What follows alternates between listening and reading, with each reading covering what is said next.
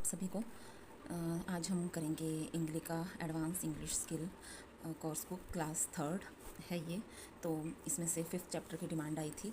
तो सबसे पहले मैं माफ़ी मांगना चाहूँगी उन सब से जिन्होंने बहुत टाइम हो गया कमेंट किए को और मैं वीडियोज़ नहीं बना पाई।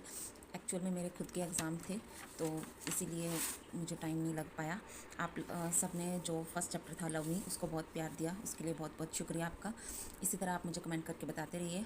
अब मैं आपको करवाने जा रही हूँ चैप्टर 5। ये मुझे कमेंट किया था कि आप प्लीज़ चैप्टर 5 करवाएं, तो आज मैं चैप्टर 5 करवा रही हूँ। होप सो उनके काम आएगा। कोशिश करती रहूँगी कि जैसे जैसे लोग आप कहें उस तरीके से मैं आपको चैप्टर वाइज चैप्टर करवाती रहूँ। हर रोज़ एक वीडियो या फिर एक हफ्ते में एक वीडियो अपलोड करने की कोशिश किया करूँगी, क्योंकि अभी भी मैं तैयारी कर रही हूँ एग्ज़ाम्स वगैरह की। तो ये है यू एंड आई थिंक यही चैप्टर था।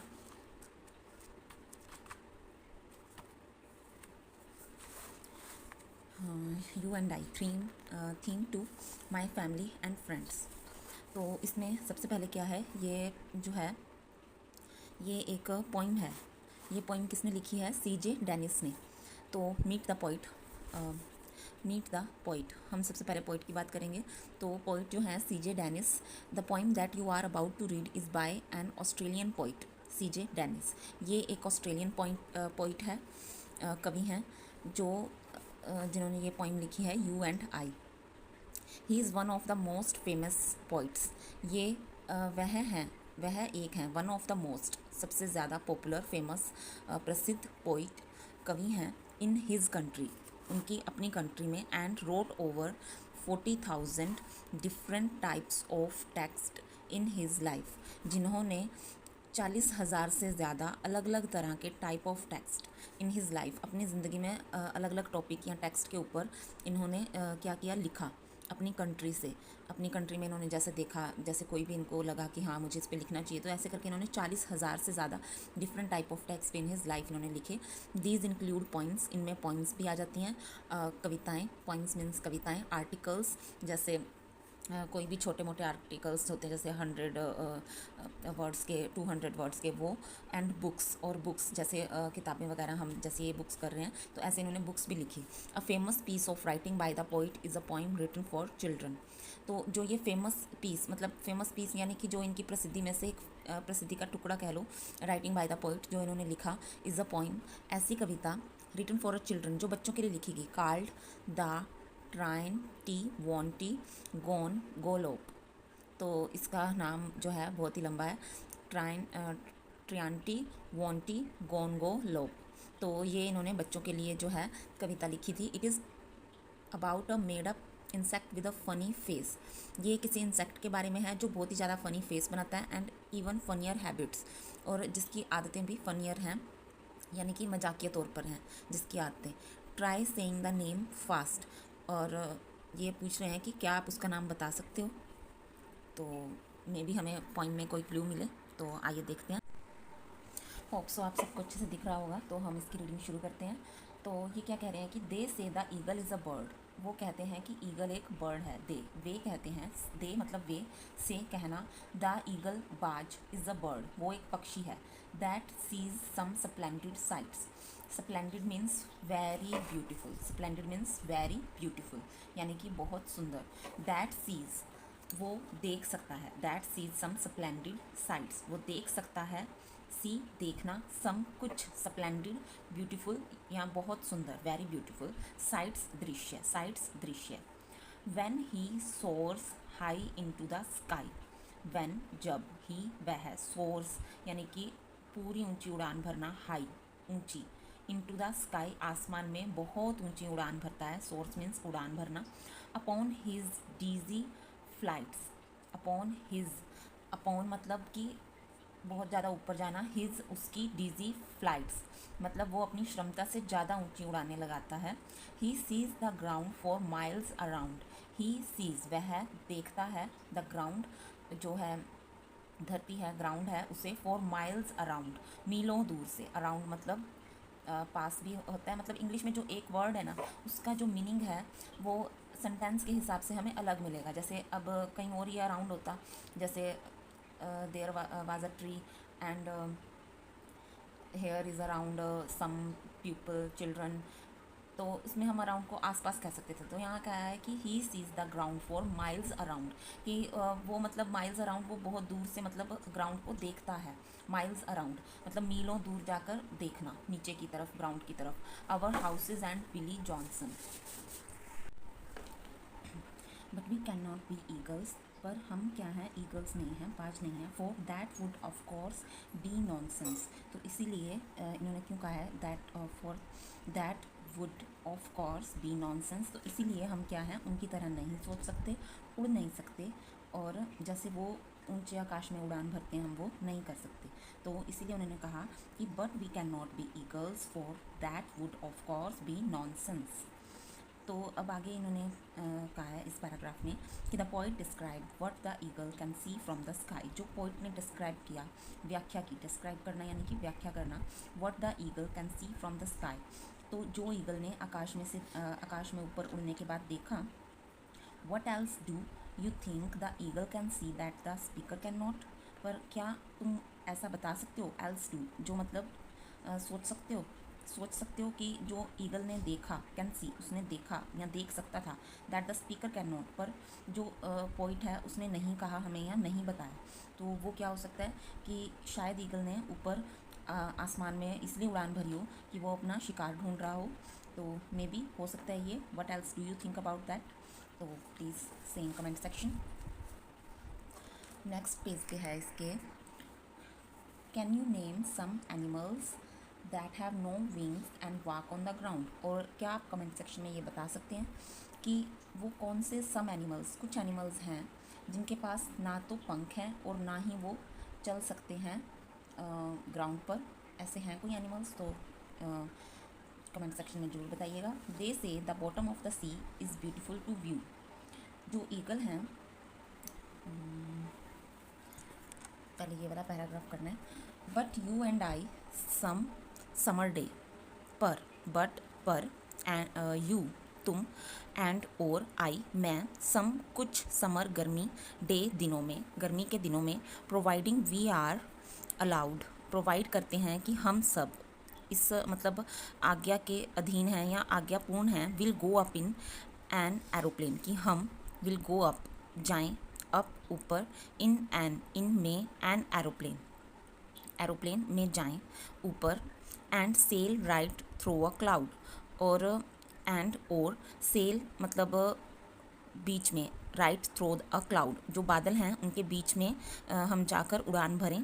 But if they say we may not go, but पर, इफ़ अगर क्या होगा, दे से वे से कहें, वी हम, मे नॉट गो हम नहीं जा सकते, we will stay upon the ground तो हम धरती पर ही रह जाएंगे, we will stay upon the ground with other things that have no wings, तो इसके अलावा और क्या हो सकता है, विद के साथ अदर थिंग्स चीज़ें क्या हो सकती हैं, दैट हैव नो विंग्स कि हमारे पास पंख नहीं हैं, and watch them walk around और वॉच देख सकते हैं हम, दैम वॉक अराउंड चलते फिरते धरती पर उनको उड़ते हुए।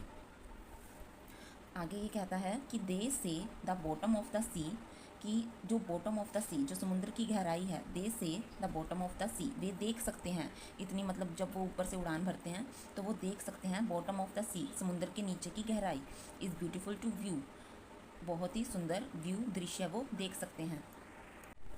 दे से द फिश वे कहते हैं कि जब वो चाहें फिश मछली को देख सकते हैं, वैन एवर दे विश जब वो चाहें, जब उनकी इच्छा हो, can sail and see it वे ऊपर जाएं चाहे उड़ान भरें, चाहे वो नीचे आएँ, सी इट टू वो उसे बिल्कुल पास से देख सकते हैं। द शाइनिंग पर्ल वे चमकते हुए मोती देख सकते हैं।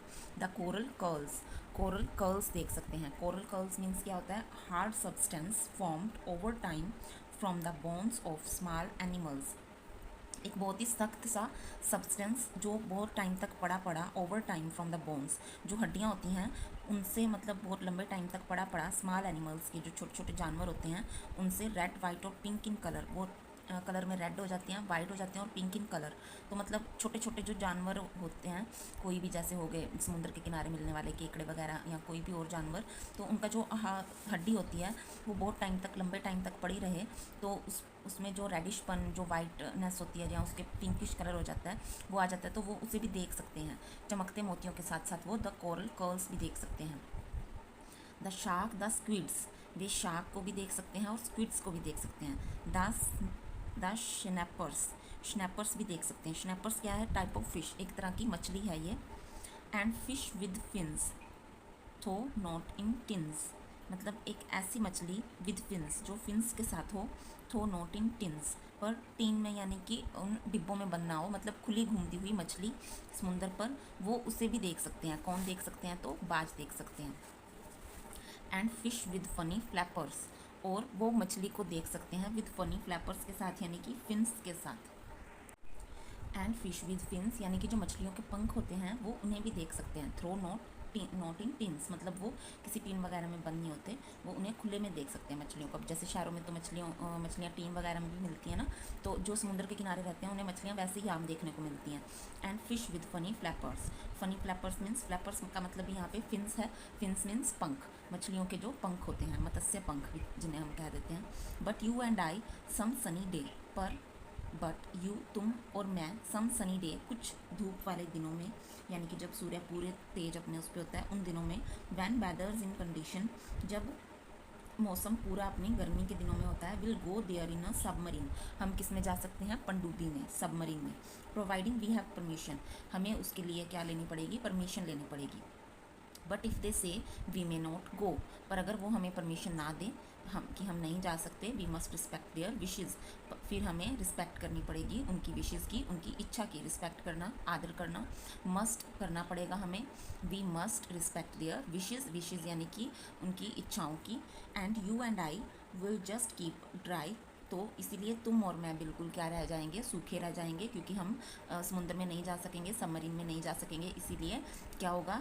And you and I will just keep dry, dry मतलब सूखे रहना, कीप मतलब रहना। Because we are not fishes, क्योंकि हम क्या हैं? फिशेज़ नहीं है। तो इसमें कभी, जैसा कि मैं समझने की कोशिश कर रही हूँ कि कभी ऐसा कहना चाह रहा है कि हमें परमिशन लेनी पड़ेगी। किसकी परमिशन लेनी पड़ेगी? जो समुद्र पर जिनका अधिकार है, मछलियों का।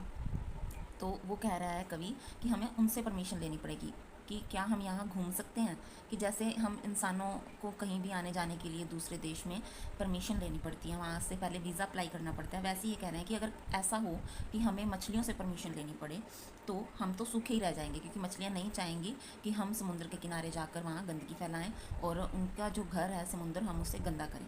Because we are not fishes, क्योंकि हम फिशेज़ नहीं हैं, हम मछलियाँ नहीं हैं, तो वो हमें क्यों ही अलाउड करेंगे। तो ऐसा ये जो हैं कवि ये कह रहे हैं। क्या नाम है इनका? सीजे डेनिस। सीजे डेनिस, ये कवि ऐसा सोचकर मेरे ख्याल से इन्होंने कविता लिखी है, जहाँ तक मुझे लगता है। और जो इन्होंने ऊपर ये एरोप्लेन वाली बात कही, तो इसमें ये कह रहे हैं कि हमें इनसे परमिशन लेनी पड़ेगी, पक्षियों से परमिशन लेनी पड़ेगी, कि अगर वो चाहें तो हम वहाँ पे जा सकते हैं, वरना हमें ग्राउंड में ही रहना होगा, ग्राउंड पर ही रहना होगा। इसी तरीके से यहाँ इन्होंने कहा है कि अगर मछलियाँ चाहें, हमें परमिशन दें, तो हम वहाँ जा सकते हैं, नहीं तो हमें सूखे ही रहना होगा। And you and I just keep dry, तो इसीलिए इन्होंने कहा है कि वरना हम सूखे ही रह जाएंगे। तो आगे ये कह रहे हैं कि they say to fly so very high, वे कहते हैं कि वे बहुत ज़्यादा ऊपर उड़ते हैं। They say to fly so very high, बहुत ज़्यादा ऊपर उड़ते हैं। इज़ नॉट एग्जैक्टली प्लेजेंट, ये वास्तव में कह रहे हैं कि वो एक खुशी नहीं है, वो अपना मतलब इतना ऊंची इसलिए उड़ते हैं कि उन्हें शिकार ढूंढना होता है। They say to go deep down below, वे कह रहे हैं कि उन्हें बहुत ज़्यादा डीप डाउन बिलो, नीचे भी रहना पड़ता है। Is not quite safe at present, ये बहुत ही ज़्यादा मतलब क्वाइट सेफ, अच्छा नहीं है, सेफ़ नहीं है एट प्रेजेंट, प्रेजेंट के हिसाब से। तो ये यहाँ बात कर रहे हैं, ये ऊपर वाली दो लाइंस में बात कर रहे हैं ईगल्स की, और नीचे वाली दो लाइंस में बात कर रहे हैं फिशेज़ की, कि they say to go deep down below is not quite safe at present, but you and I don't care for that, पर हमें किसी की कोई परवाह नहीं है। बट यू एंड आई, पर तुम्हें और मुझे, आई डोंट केयर, हमें किसी की परवाह नहीं है, for that. And if their time for spending, और अगर यहाँ कुछ समय है स्पेंडिंग, खर्च करने के लिए। वैन वर्क इज़ डन, जब हमारा काम ख़त्म होगा। We will have our fun, तो हमारे पास खुद के और भी काम होंगे मज़े करने के लिए। We will have our fun by simply just pretending, इन्होंने कहा है कि एक्टिंग लाइक डूइंग समथिंग, हम ऐसा दिखाएंगे कि हम प्रिटेंडिंग करना, जैसे एक्टिंग करना, एक्टिंग लाइक डूइंग समथिंग, कि हम कुछ बहुत ही ऐसा काम कर रहे हैं जो ज़रूरी है। तो इन्होंने कहा है कि जो पक्षी हैं या जो मछलियाँ हैं, हमें उनकी बिल्कुल भी फिक्र नहीं है कि वो इतनी ऊपर मतलब उड़ते हैं, वो भी बहुत मतलब इज़ नॉट एग्जैक्टली प्लेजेंट, मतलब इतना अच्छा मतलब अनुभव नहीं होता इतना ऊपर उड़ना। और they say to go deep down below, और इतनी नीचे जो मछलियाँ रहती हैं वो भी it is not quite safe at present आज के हिसाब से, क्योंकि आज हर एक जगह गंदगी फैला रखी है हम इंसानों ने, जहाँ कहीं प्लास्टिक की वजह से। तो इन जो है नेचर के क्रिएचर्स को भी दिक्कत होती है। तो यही इन पोइम में इन्होंने समझाने की कोशिश की है। But you and I don't care for that, इन्होंने कहा है कि हमें कोई फिक्र नहीं है। And if there's time for spending, पर अगर हमें कुछ टाइम मिलता भी है इनके लिए, तो हम उसमें भी ऐसा प्रिटेंडिंग करते हैं कि हम बहुत बिजी हैं। When work is done we will have our fun, जब काम खत्म हो जाता है हमारे करने लायक, तो हम सोचते हैं कि हमारे पास और भी काम है करने के लिए, फ़न करने के लिए, बाय सिंपली जस्ट प्रिटेंडिंग। हम ऐसा दिखाते हैं कि हम बहुत ज़्यादा क्या है, बिजी हैं। The speaker says they can pretend to be animals, how might they do this. तो जो ये कवि हैं ये कह रहे हैं कि अगर जो स्पीकर कह रहे हैं कि अगर एनिमल्स ऐसा प्रिटेंड करें तो how might they do this, तो वो ऐसा कैसे मतलब रिएक्ट करेंगे कि वो कुछ कर रहे हैं, वो बिज़ी हैं। मतलब ये कह रहे हैं कि अगर हम इंसान किसी मुसीबत में हो और जानवर हमारे साथ ऐसा करें, एनिमल्स हमारे साथ ऐसा करें कि वो प्रिटेंड करें कि वो बिज़ी हैं, वो हमारी हेल्प नहीं कर सकते, तो ये कह रहे हैं कि हमें कैसा लगेगा।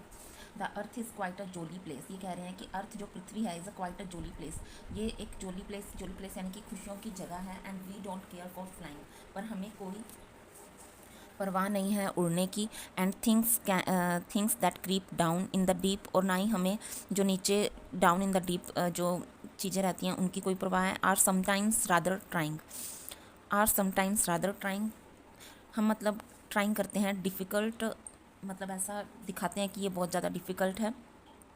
So if they will grant a holiday और इवन ओनली हाफ, तो अगर they will grant a holiday, कि अगर हमें ग्रांट मतलब जैसे हम कहते हैं ना कि ग्रांट मिलेगी, या फिर ऐसा होगा कि हॉलीडे छुट्टियां मिलें, और इवन ओनली हाफ, और वो भी आधी हो, we will lie upon some grassy place, और हम ऐसी जगह रहते हो जहाँ सिर्फ घास हो।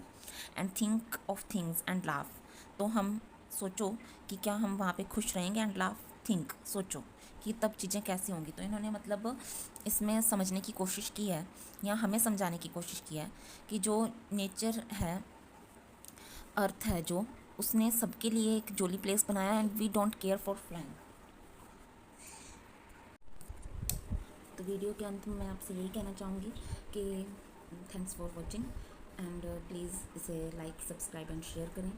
और हम सबको नेचर को सेव करना चाहिए, क्योंकि अगर नेचर सेव है तो हम सेफ़ हैं, और हमारे आने वाली जनरेशन सेफ़ हैं। तो अगर आप चाहते हैं कि मैं इसके क्वेश्चन आंसर्स भी करवाऊँ, तो प्लीज़ कमेंट करें कि मैं इसके क्वेश्चन आंसर करवा दूं आपको।